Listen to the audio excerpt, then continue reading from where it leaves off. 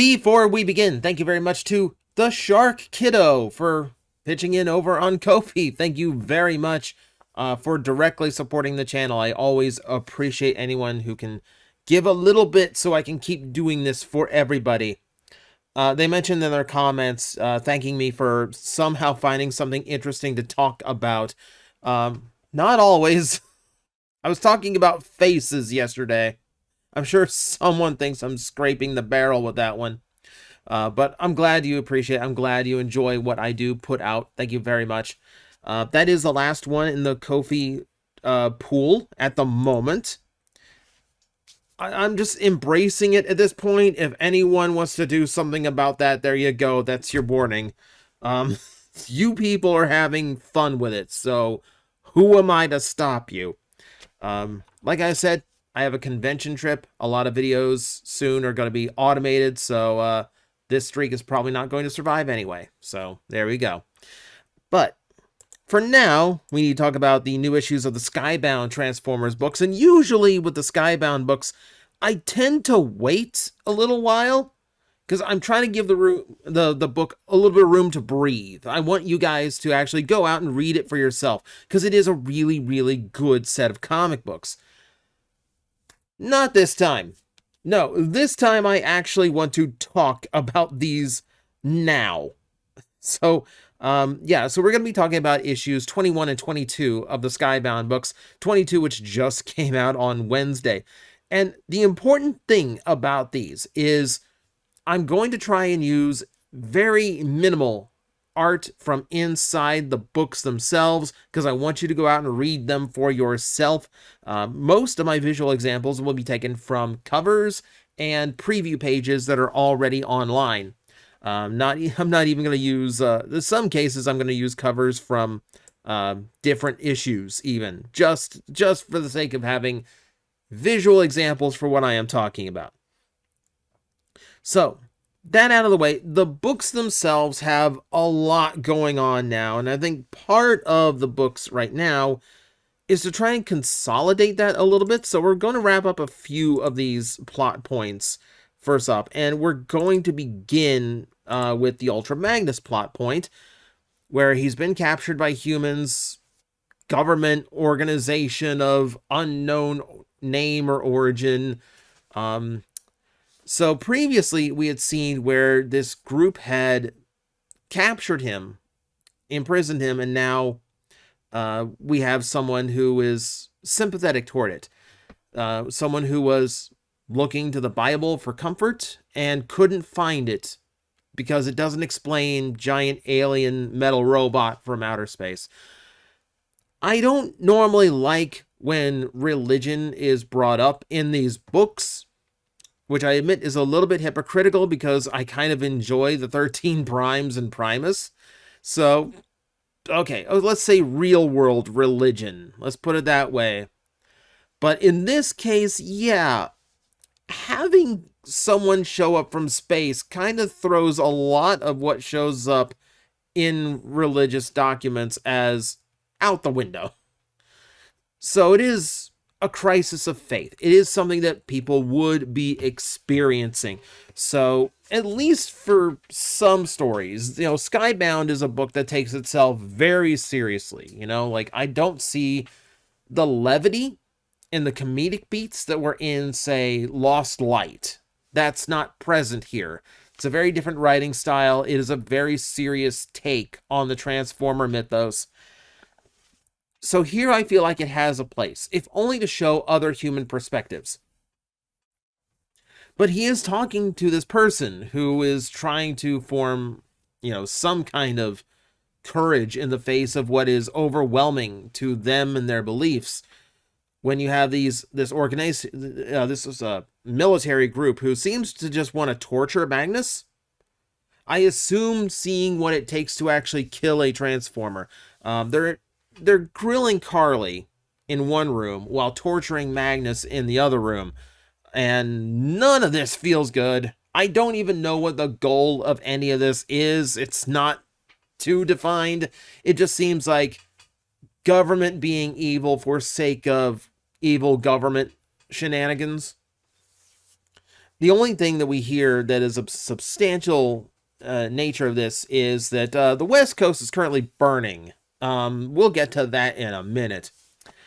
This does end with the Doctor, the one that's been communicating with Magnus, actually freeing him, letting him and Carly escape, and then even staying behind to accept whatever punishment was necessary for this. He is, having a crisis of faith, but he still believes in being a good person. So, it's a good example to show. It's also the pep talk that Magnus needed himself to start trying to overcome his own PTSD.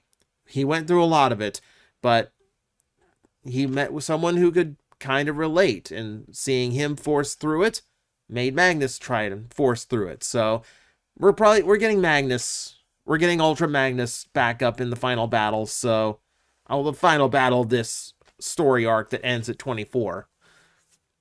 So that's pretty much wrapped up. I don't think we're going to see Magnus and Carly again until it's time to join the final fight. Also playing a bit part in these two issues is Thundercracker. So at some point during the first battle in issue 21, he is being sneaky aboard the Ark, and he's smart enough to realize that if a sky warp was built into the Ark enough so that he could control the Ark's functions, then it probably works the other way.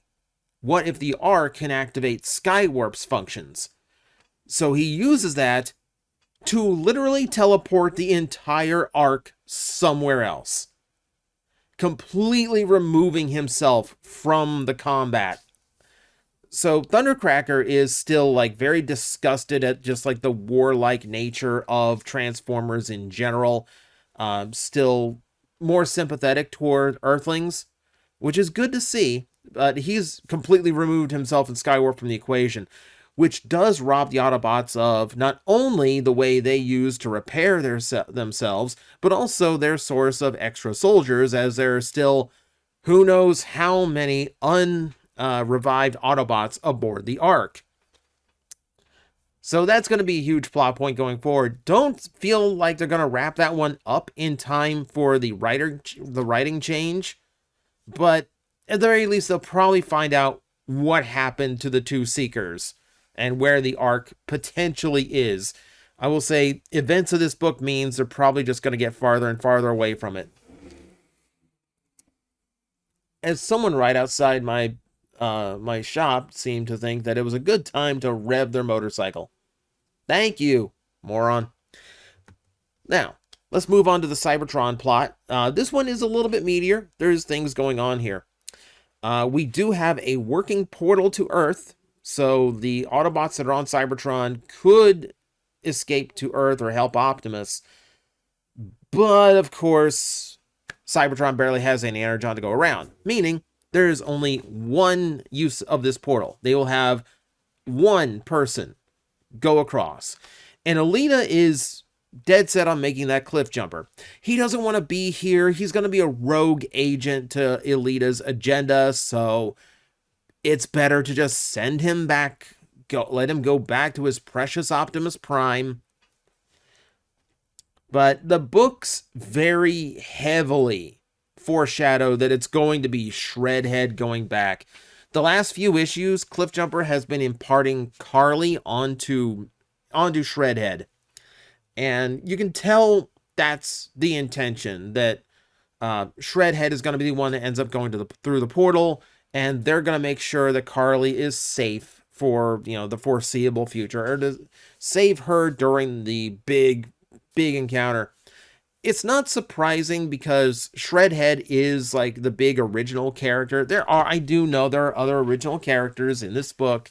A lot showed up in Starscream's origin, but this is the character who is going to be the face of Skybound Transformers. We've had about a year of the iconic imagery of this book being Optimus Prime with Megatron's arm. Well, it's going to shift over to being Shredhead because that's their character. And my only hope is they don't sue them. That they don't show up to the final fight just to be the factor that lets Optimus defeat Megatron. I really just want them to stick true to what Cliffjumper wanted. Maybe show off how powerful they are, because by like stopping a combiner or something from getting to Carly. But that's it. We will see. The ramifications of this are Cliffjumper just sent the freshest, strongest warrior that the Autobots have had on Cybertron in centuries off to Earth, removing the one bit of hope they had for overcoming the Decepticons that are ruling on Cybertron right now. So Elita brands Cliffjumper a traitor, demands he be put in chains, and that's another plot point that I don't think is going to get wrapped up in the next 2 issues. So that will probably be up to the replacement team in order to finish off. I'm sure there's some kind of series Bible and like footnotes as to like what direction this was all supposed to go in. Some kind of guiding like through line. We'll see. I'm sure they got something in mind. Like, the books have been done so well, I can't imagine that there isn't some like ongoing plan or focus. Like, it has to be doing something to keep all this on track and tell one coherent story. So, let's get to the meat of the books. And the meat of the books is the first real conflicts between fully united Decepticons and the Autobots. I'm going to point out that part of this is Bruticus and Devastator just being a pair of big bullying idiots the entire time. They keep track of their kills against humans. They bicker and start battling each other over the smallest squabbles until Megatron puts them in their place. It's also important to point out, we don't see individual Combaticons or Constructicons during this time. It is literally Bruticus and Devastator combined for about as long as I can remember seeing them combined together in most fictions. Usually they're like a one and done thing, and then we'll do it again later. But no, they stick around for a while. And they're just enjoying the destruction. It begins with an attack on Autobot headquarters, basically to shake up the Autobots and and Megatron wanting to push the advantage while they have the numbers. But this leads to a few things. So they attack while Optimus Prime is getting examined, and they find out that the Matrix of Leadership that should have been charging this whole time isn't. And it hasn't charged since Sparky entered it in order to give up his life to power up the Matrix and save Optimus Prime. It's been off since then. The suspicion is that Megatron's arm has some kind of infectious property to it. Now, we know that because we've seen the backstory now, but the Autobots are just now learning that there is something about Megatron's body that can override and even possess Transformers. Creepy stuff for a Megatron. This is the justification for the gun mode, which is terrifying. And they figured this out too. In the middle of the battle, Optimus tries to aim the fusion cannon toward the Decepticons, and then instinctively turns it toward the Autobots. And if it wasn't for the battlefield getting shaken up, probably would have nuked Wheeljack. So, in desperation, Optimus tries to rip the arm off, cannot. So he orders the Autobots to just blow it off. Until, just keep shooting me until the arm is off. In a move that both impressed Megatron and also reminded him of how Optimus has an inherent weakness to him, which is he's not going to endanger anyone else to accomplish his goals. Difference in ideology, we'll get to that at the end. It's a really brutal moment. It's a moment that kind of forces an escape and the Decepticons a retreat. So it's a moment where Megatron gets to regain his arm. Just saying. The fight also includes the debut of Superion, so we actually get some Combiner versus Combiner action finally, at least between Autobot and Decepticon. He's not around long, though, so for a few reasons. Number one, Optimus is severely damaged by this, and as it turns out, he's still kind of dying from when he was first really badly damaged in these books. It turns out that that Megatron arm was stopping the Matrix from charging, and it was kind of life support for Prime. With the damage he took blasting it off, puts Prime back in the red. So they beat a very quick retreat, with Superion trying to fly Optimus and the others to safety. Megatron with his arm again means that his gun mode is at full power again. And it's strong enough to blast the arm off of Superion and ground him, which means Slingshot's dead. We just got to meet nice guy Slingshot, not an egotistical jerk Slingshot, and he's already been blasted. Well. We don't have time. We get to see the Autobots grieving for a moment, but we really don't have time because, well, now the humans have found them. But here's the part I actually like. The humans are the ones that were watching the Autobots saving everybody during the big Decepticon versus Decepticon battle in the city. You know, and that included rescuing hospital patients, and, you know, the doctors who saw that are now kind of leading the charge to find the Autobots and help them in return. We have humans who understand that the Autobots are not the bad guys just because they are also giant robots. Oh my god. I feel like we get this in fiction so rarely now that I like drink it up when it happens. Like I thrive on it now. When this happens, I'm so happy. I want my heroes treated like heroes, and it feels like we're finally going to get that in these books as long as this keeps up. Hey, here's a whole contingency of humans who have seen the good deeds of the Autobots and is not only willing to help try and repair them, but also, help them escape, and get to safety at the cost of their own safety, which Prime, being Prime, says you can't do this, and the doctor is basically like, shut up and let us help you. So I like the doc's attitude. I like the doctor's attitude. Can we just kind of mention, like, Megatron puts himself together pretty quickly. Like, they show that the Decepticons have their own little repair bay too.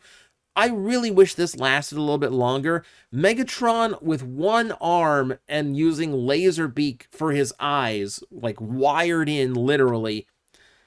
That has such menace to it. Like, it's the scariest I've ever seen Megatron. I don't know why a Megatron who is blind with one arm has so much aura farming going on, but he does.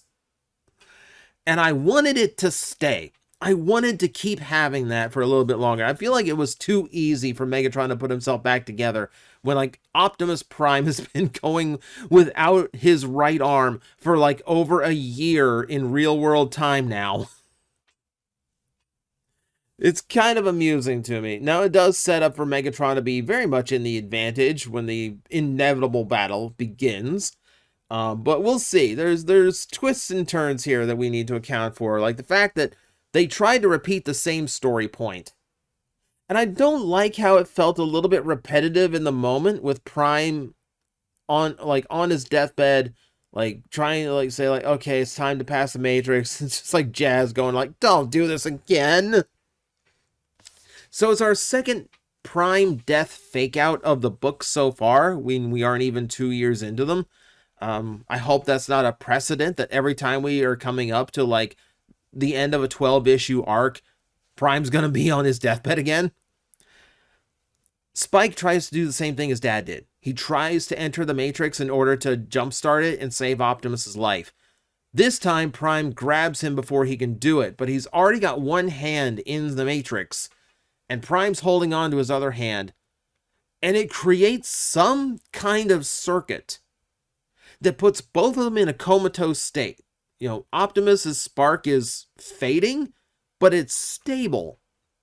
And then Spike is still breathing. His pulse is fine. Well, all we know that's going on is that Optimus, in his mind, in this weird, like, almost dying state, is in the Hall of the Primes. And you can see Prima and Alchemist Prime as these gigantic monolithic statues around Optimus. So the 13 are a thing in this universe. Okay, so that builds a little bit of mythology. That gives us a little bit of, like, origin of this universe. That indicates there's a Primus. That indicates there's a Unicron. That's kind of an important note, I think. I want to say Void Rivals hinted at that in one of their books, that there is a potential of a Unicron out there already, but it was very vague, so I don't want to say that for sure.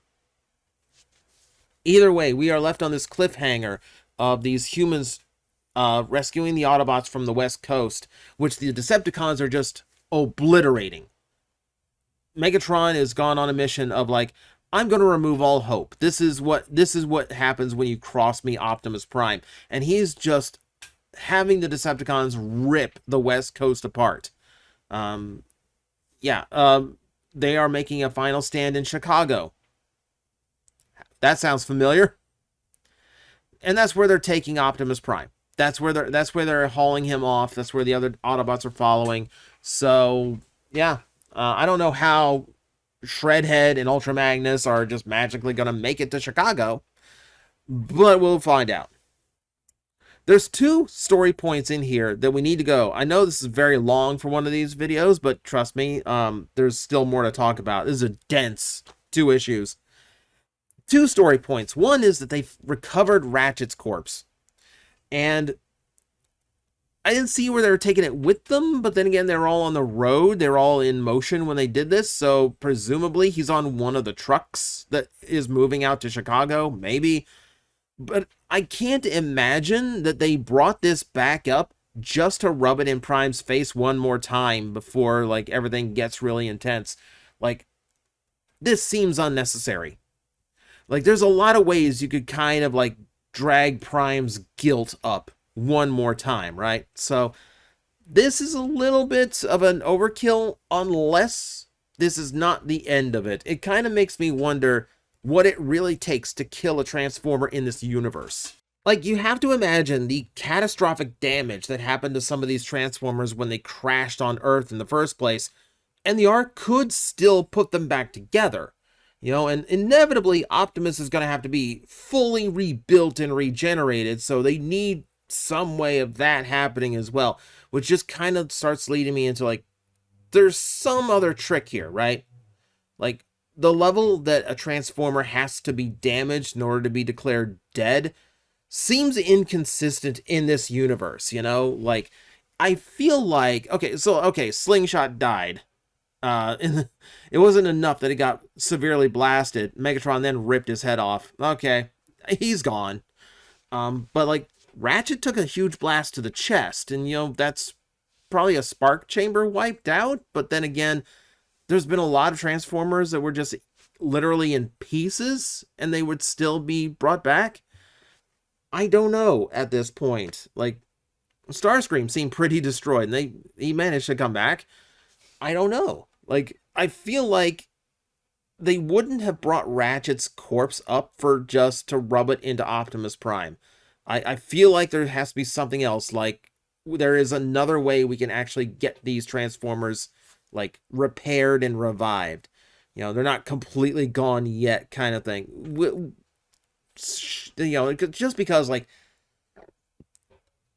I think this kind of comes from the fact that Bumblebee was killed in issue 1 and hasn't even been brought up since then. And maybe it's a little cynical of me to think that, like, they could actually go an entire comic book run without Bumblebee at all, but I feel like Hasbro would just stare at that for a little bit and go, anytime now. There's part of me that feels like if they brought Ratchet's corpse up, it's because, like, there's some way of, like, repairing Ratchet, which means there's some way of repairing Bumblebee, because they would eventually get Bumblebee into the story somehow. That's what I'm suspecting, at least. I could be completely off. Maybe they will actually stick. Maybe death will have a consequence in this Transformers universe. Like, unlike the Marvel, where Prime can die a few times and just go, oh, no, I'm feeling pretty good now. Maybe. But the other one is bigger. The other one's pretty big.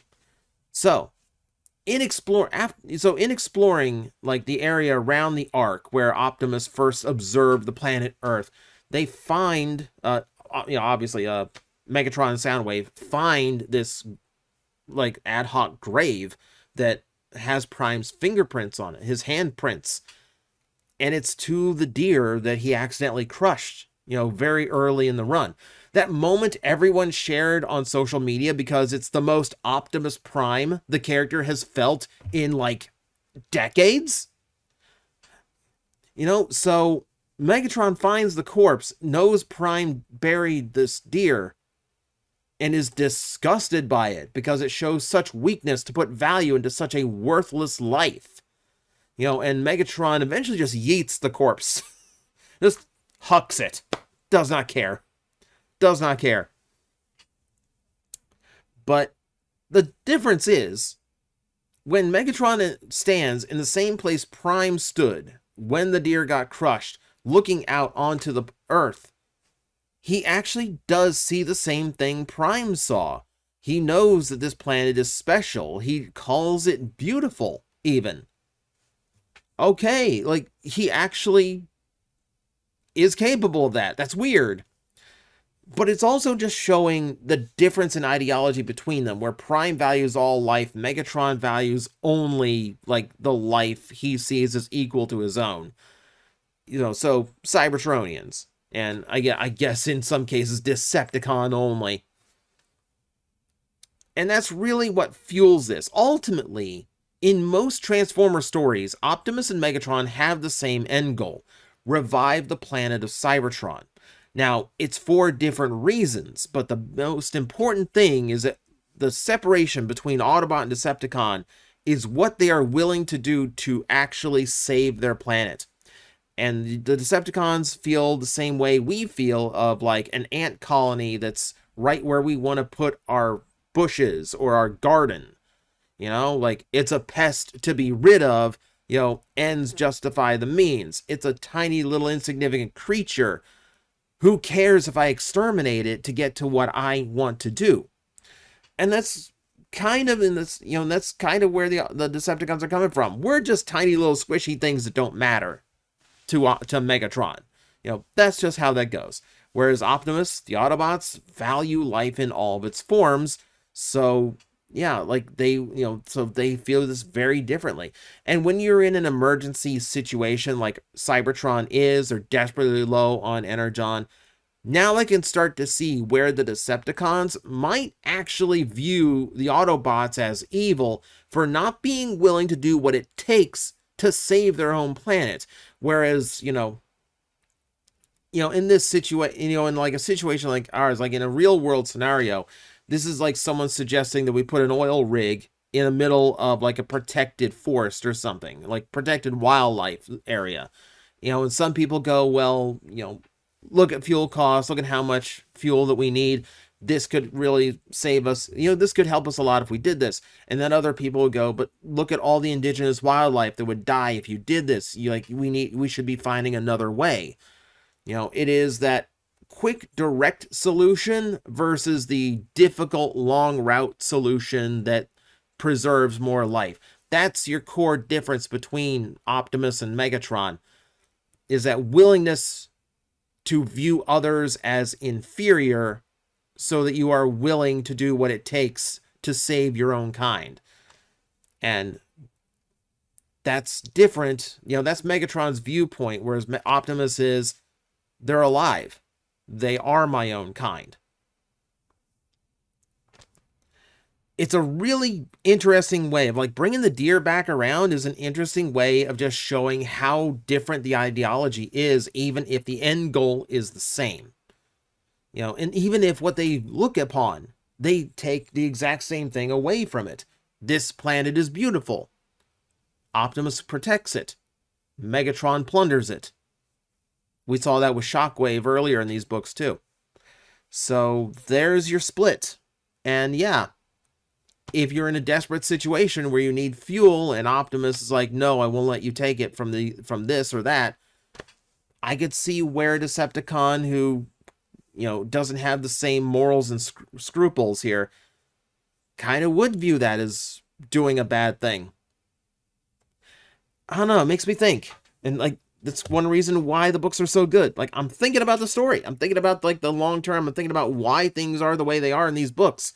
And that's exactly what you want out of a well-written comic. Especially one that's tapping mythos this old.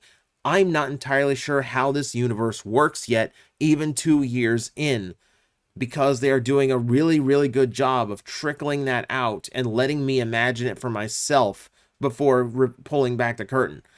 It's a really good job, and I'm, again, always excited for the next book every time I read one of these. So that's the review for issue 21 and 22. We are leading to a big crescendo the next time we do one of these reviews, a couple months from now, and it will be for the finale of this story arc. Issue 25 brings on new writers, new artists, new direction, and we'll see what's left over that these next 2 issues aren't going to cover.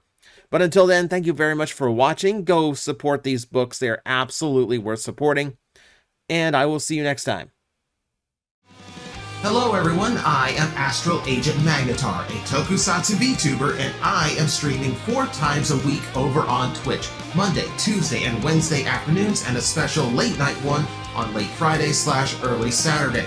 So come watch, come hang out, and let's make an impact together.